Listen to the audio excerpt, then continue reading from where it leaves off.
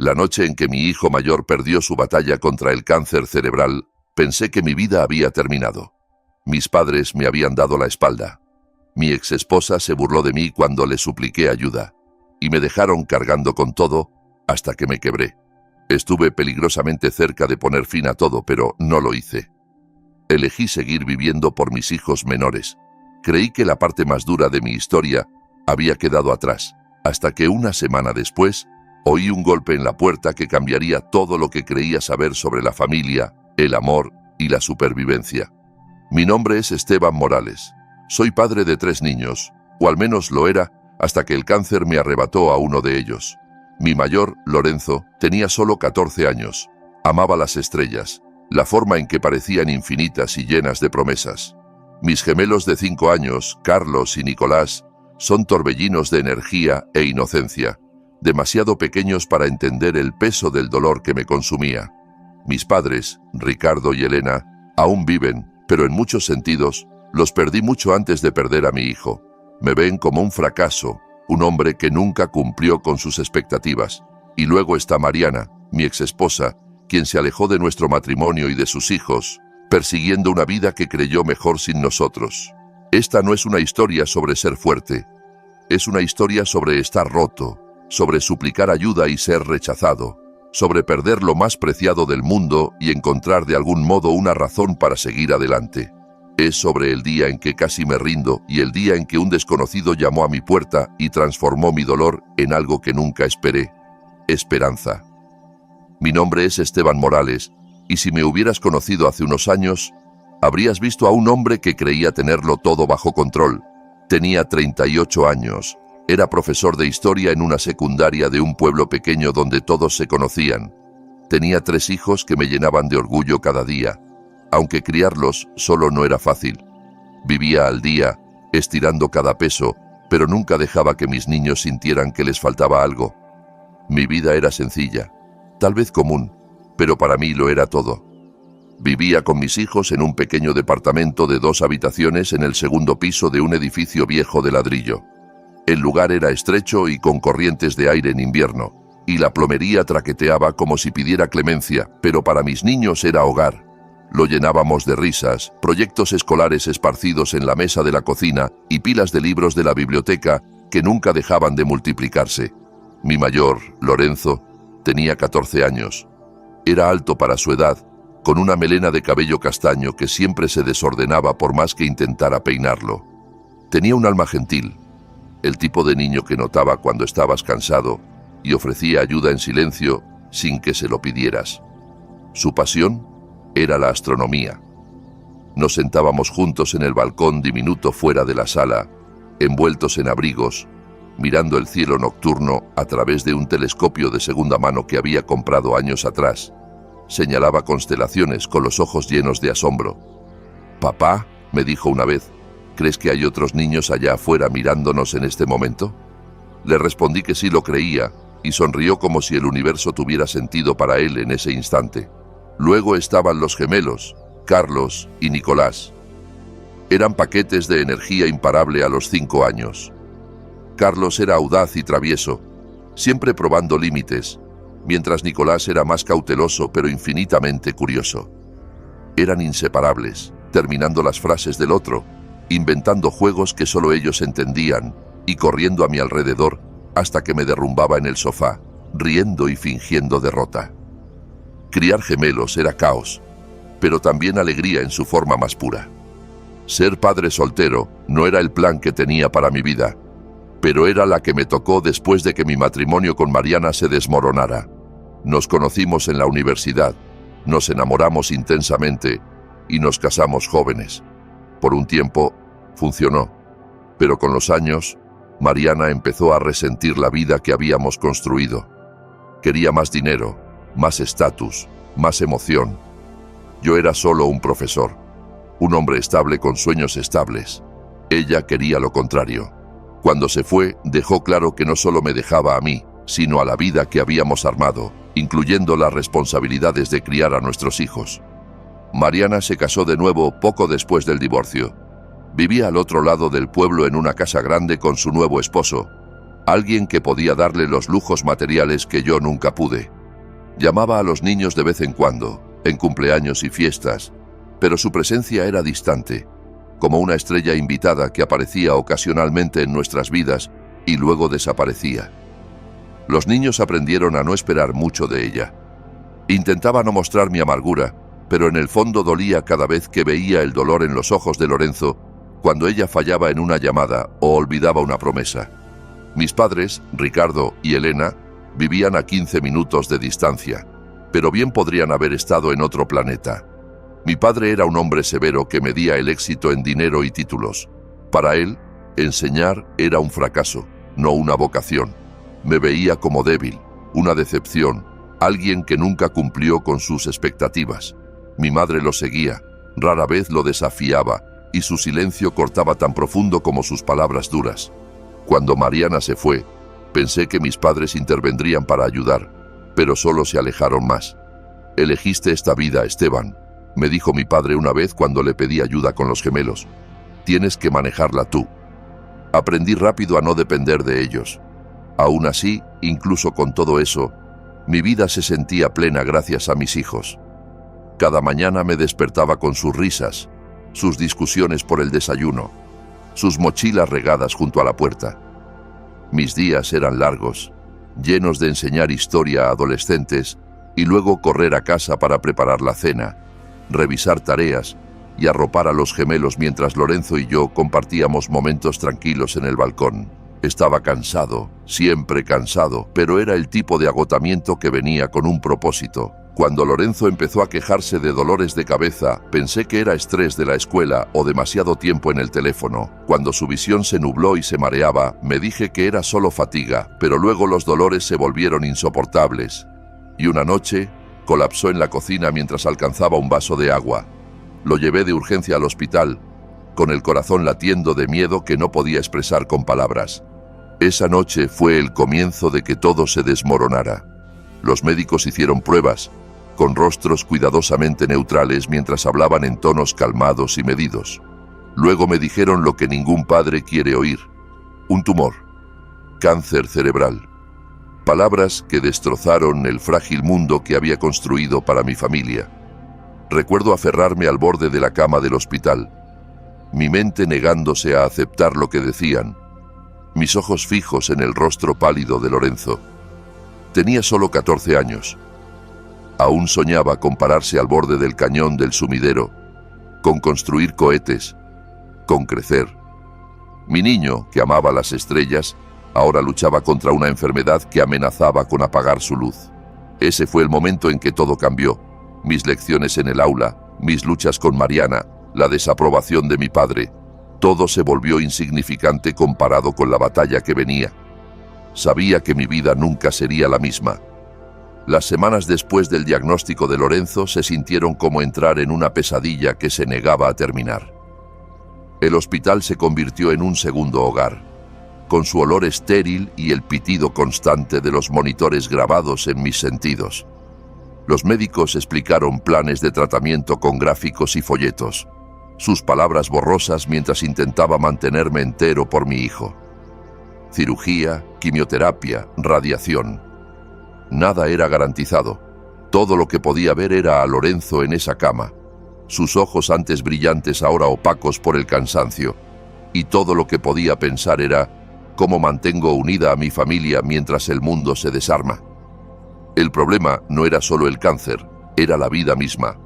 Era un padre soltero con un trabajo de tiempo completo y 3 hijos, uno de ellos gravemente enfermo. Los gemelos, Carlos y Nicolás, tenían solo 5 años. Necesitaban supervisión constante, comidas, baños, cuentos antes de dormir y consuelo. No podía dejarlos solos, pero tampoco podía abandonar a Lorenzo en el hospital. Cada día me despertaba dividido en 2, desesperado por estar en todos lados a la vez, sabiendo que fallaba en ambos lugares. Al principio intenté manejarlo solo, llevaba libros para colorear y juguetes al hospital para que los gemelos se quedaran conmigo mientras velaba junto a Lorenzo. Jugaban en el piso de la sala de espera, sus risas cortando dolorosamente contra el sonido de pasos de médicos y familias llorando. Las enfermeras eran amables, ofreciendo bocadillos o vigilando a los niños cuando tenía que hablar con los doctores, pero sabía que no era sostenible. Los gemelos merecían estabilidad, no horas interminables en pasillos de hospital. Así que hice lo único que pensé que podía. Llamé a mis padres. Marqué su número tarde una noche, con las manos temblando y la voz ronca por días sin dormir. «Mamá, papá», dije, intentando estabilizar la voz. «Necesito ayuda. Los tratamientos de Lorenzo empiezan mañana y no puedo llevar a Carlos y Nicolás cada vez. ¿Pueden cuidarlos? Solo unas horas, un par de días a la semana». Hubo una pausa al otro lado. La voz de mi madre vino primero, queda e incierta. «Esteban, somos demasiado viejos para esa responsabilidad. ¿Sabes cómo piensa tu padre?». Luego mi padre tomó el teléfono. Su voz era aguda, fría. «Esteban, hiciste tus elecciones. Decidiste ser profesor. Decidiste casarte con esa mujer.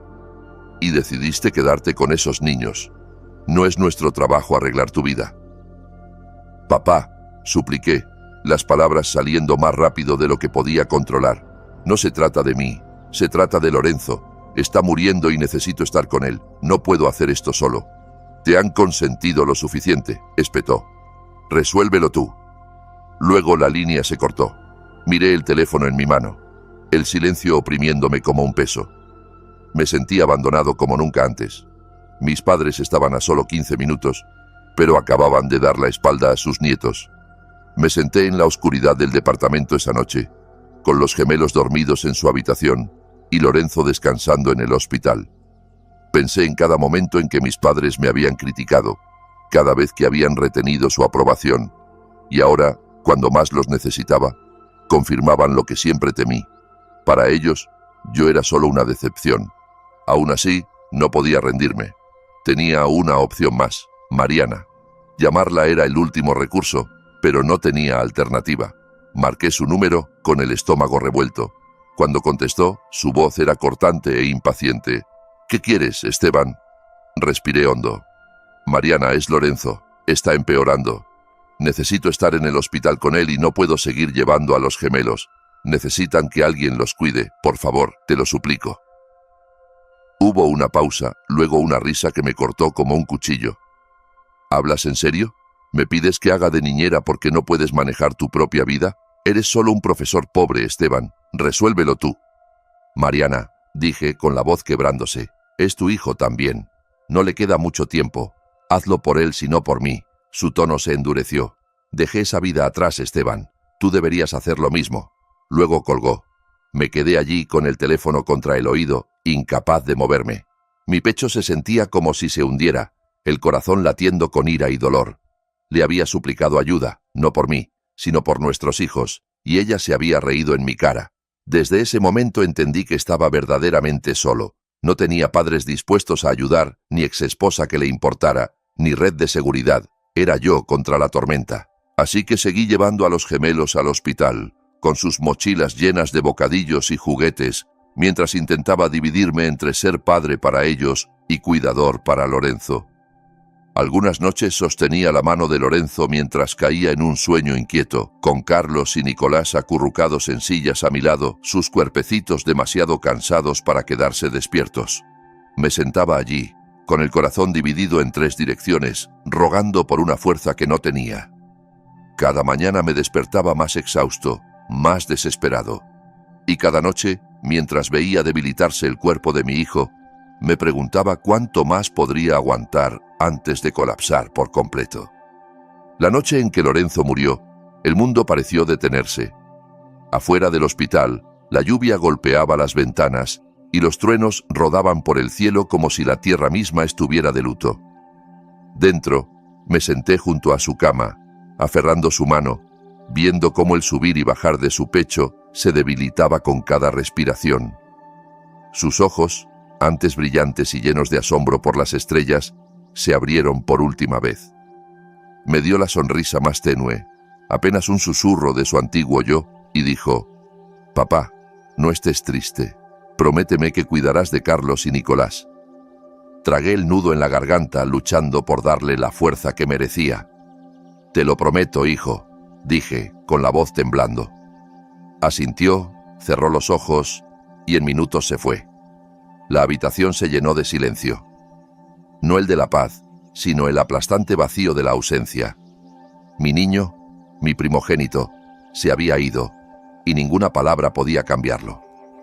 Bajé la cabeza sobre su pecho, sollozando en la quietud, mis lágrimas empapando su bata de hospital. Después del funeral, me moví por los días como un fantasma. Los gemelos eran demasiado pequeños para captar el peso total de lo sucedido. Preguntaban dónde estaba su hermano, y cuando les decía que había ido al cielo, lloraban unos minutos y luego se aferraban a mí, buscando consuelo de formas que no podían expresar. Les daba lo que podía, pero por dentro estaba vacío. Por las noches, cuando los niños dormían, me sentaba en la sala mirando el techo.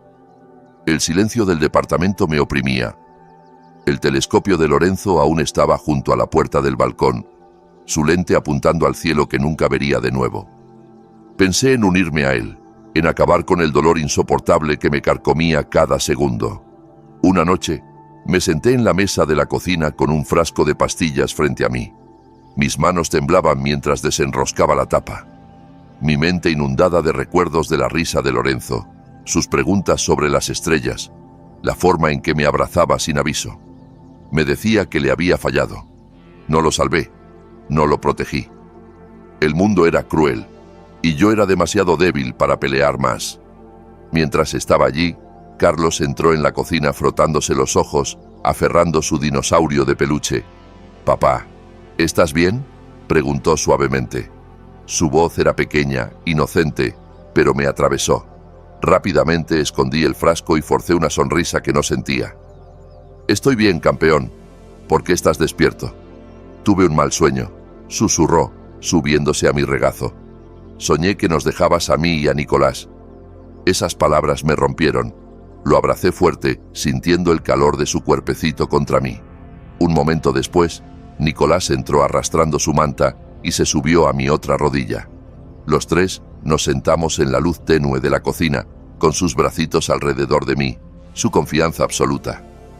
«Papá», dijo Nicolás con la voz amortiguada contra mi pecho, «por favor, no te vayas tú también». El dique dentro de mí se rompió. Los abracé más fuerte, con lágrimas rodando por mi rostro, y en ese momento tomé una decisión. No podía dejarlos. No podía permitir que crecieran sin padre. Lorenzo se había ido, pero Carlos y Nicolás aún estaban aquí, vivos, necesitándome. No importaba cuán roto me sintiera, tenía que luchar por ellos. Esa noche se convirtió en el punto de inflexión. Tomé las pastillas y las tiré por el inodoro, viéndolas desaparecer como símbolo físico de la elección que hacía. Elegía vivir, no por mí, sino por mis hijos restantes. Los días siguientes no fueron fáciles. El dolor aún me pesaba, pesado e implacable, pero empecé a cambiar mi enfoque. Comencé con cosas pequeñas, cocinaba desayuno para los niños, aunque fuera solo huevos revueltos y pan tostado. Los llevaba al parque, dejándolos correr y jugar, sus risas cortando mi tristeza como rayos de sol en nubes de tormenta. Por las noches, los arropaba y les contaba historias sobre Lorenzo, sobre el hermano que amaba las estrellas, asegurándome de que su memoria no se desvaneciera. También volví a enseñar, aunque cada paso al aula se sentía como caminar en barro. Mis alumnos notaban el cambio en mí, el cansancio en mi rostro, pero intentaba mantenerme firme. Enseñar me daba estructura, algo a lo que aferrarme cuando todo lo demás parecía incierto. Empecé a reconstruirme pedazo a pedazo, no porque fuera fuerte, sino porque no tenía otra opción. Carlos y Nicolás me necesitaban. Estabilidad, amor, guía. Necesitaban un padre que resistiera la tormenta y se negara a ser arrastrado. Y mientras me aferraba a ese propósito, algo extraño ocurrió. Una pequeña chispa de esperanza empezó a titilar dentro de mí. Era frágil, apenas perceptible, pero estaba allí. No podía traer de vuelta a Lorenzo, pero podía honrarlo viviendo, cumpliendo la promesa que le hice junto a su cama. Una semana después, cuando apenas empezaba a encontrar mi equilibrio, llegó un golpe en la puerta. Era tarde en la noche. Los gemelos jugaban con bloques en la sala, sus risas llenando el departamento. Me quedé dudando, preguntándome quién podría visitarnos. Cuando abrí la puerta, no tenía idea de que el hombre al otro lado cambiaría todo de nuevo. El golpe vino suave al principio, luego más firme, como si la persona del otro lado no estuviera segura de estar allí. Dudé. Las visitas eran raras. Mariana no me había hablado desde el día en que se rió en mi cara. Mis padres habían desaparecido de mi vida, su ausencia una herida que ya no me sorprendía. Me pregunté si sería un vecino, quizás quejándose del ruido de las risas de los gemelos a través de las paredes delgadas. Cuando abrí la puerta, el hombre allí era un desconocido. Parecía de unos 40 y tantos, alto con mechones grises en el cabello y ojos amables que se veían inquietos al encontrarse con los míos. Sostenía una carpeta de cuero en una mano con los nudillos blancos de apretarla fuerte. ¿Eres Esteban Morales?, preguntó, con voz firme pero teñida de nervios. Sí, respondí con cautela. ¿En qué puedo ayudarte? Cambió el peso de pie, respiró hondo y dijo: me llamo Javier Hidalgo. Creo que soy tu hermano. Las palabras me golpearon como un puñetazo. Por un momento, solo lo miré, esperando el remate, alguna explicación que tuviera sentido. Mi padre nunca había mencionado otro hijo. Mi madre nunca había insinuado algo así. La idea parecía imposible, absurda, y sin embargo, el hombre frente a mí irradiaba sinceridad. ¿Mi hermano?, repetí con voz aguda. Javier asintió. Sé que es un shock. Yo tampoco supe de ti hasta hace unos años. Nuestro padre, Ricardo, tuvo una aventura cuando era joven. Mi madre me crió sola. Crecí sin saber nada de él, nada de ti. Pero cuando empecé a indagar en mi historia familiar, encontré su nombre y eventualmente el tuyo. Sentí la ira subiendo en mi pecho, no hacia Javier, sino hacia el hombre que me había criado. Ricardo, que pasó toda mi vida juzgándome, menospreciándome, reteniendo su amor. Ricardo, que me dejó suplicar ayuda y me cerró la puerta mientras mi hijo moría. Había guardado un secreto tan grande, un hijo que nunca reconoció, mientras me trataba como si no valiera nada. Apreté el marco de la puerta, con voz temblando. ¿Por qué vienes ahora? Javier bajó la vista brevemente, luego me miró. Oí sobre Lorenzo. Sé que llego tarde para conocerlo y lo siento. Sé que no me debes nada, pero no quise quedarme callado. Quería conocerte y quiero que sepas que no tienes que cargar con esto solo. Tengo los medios para ayudar, y más que eso, quiero estar aquí para ti y los niños. Detrás de mí, Carlos y Nicolás asomaron desde la sala, sus caritas llenas de curiosidad. «Papá, ¿quién es?», puesto que Nicolás preguntó. Me volví hacia Javier conflictuado. Mi corazón gritaba que cerrara la puerta, que rechazara la intrusión de otra verdad complicada, pero algo en sus ojos me detuvo.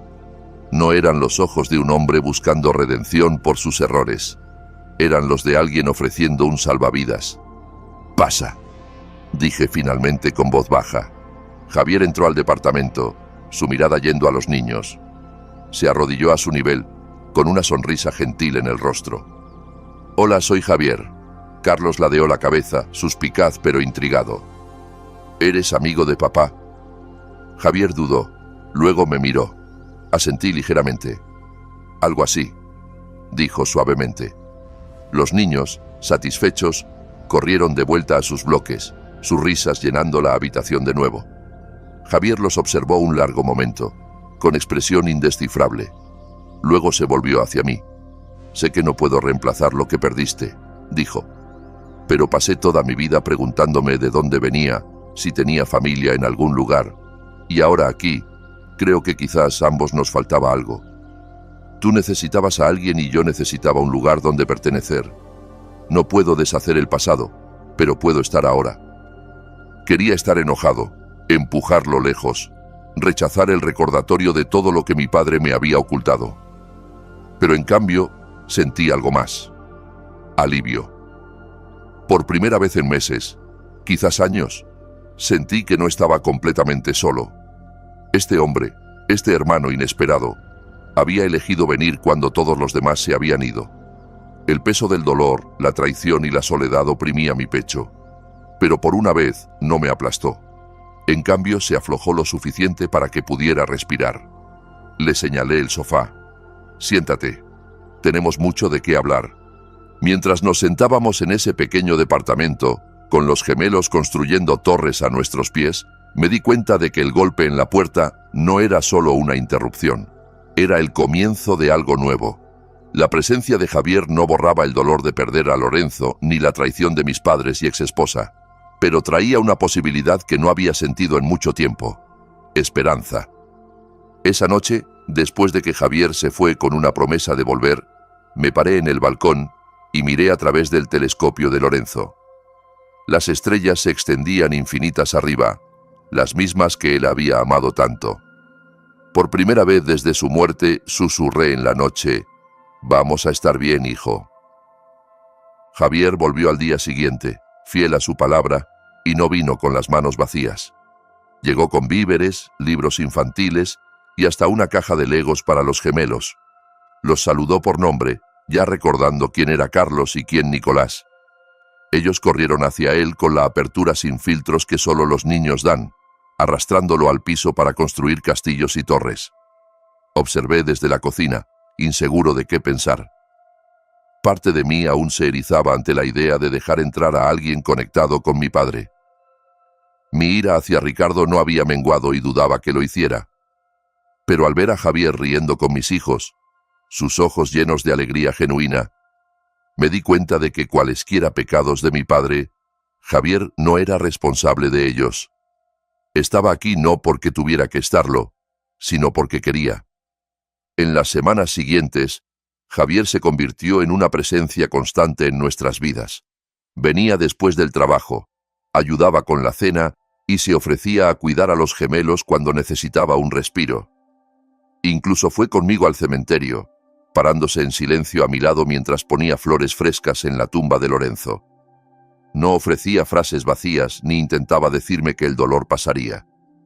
Simplemente estaba allí, compartiendo el peso sin tratar de aligerarlo, y de algún modo eso significaba más que cualquier palabra. Los gemelos lo adoraban.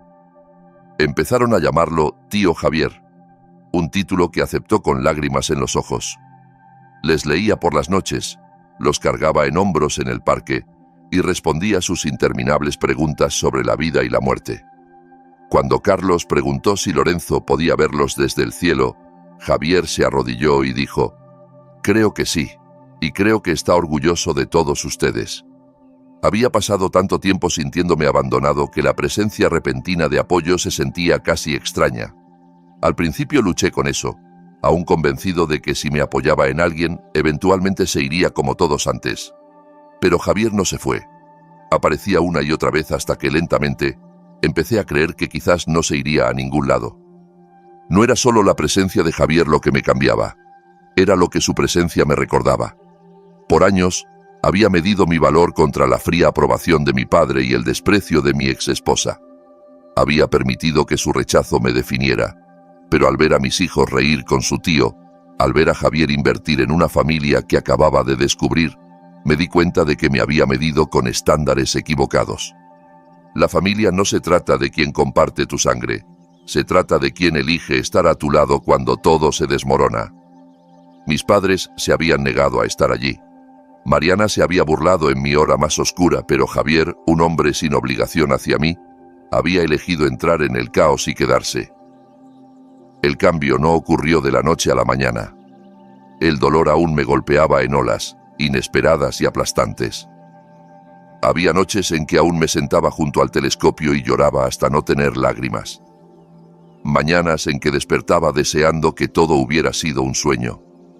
Pero poco a poco encontré fuerza en cumplir la promesa a Lorenzo. Me entregué a criar a Carlos y Nicolás, enseñándoles bondad, resiliencia y amor.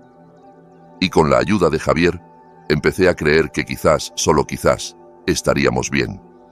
Una tarde, mientras el sol se ponía y el cielo se teñía de naranja y púrpura, los cuatro nos sentamos en el balcón.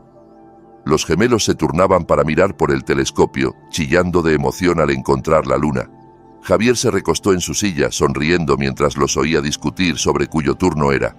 Me senté en silencio observándolos, y por primera vez en mucho tiempo sentí paz.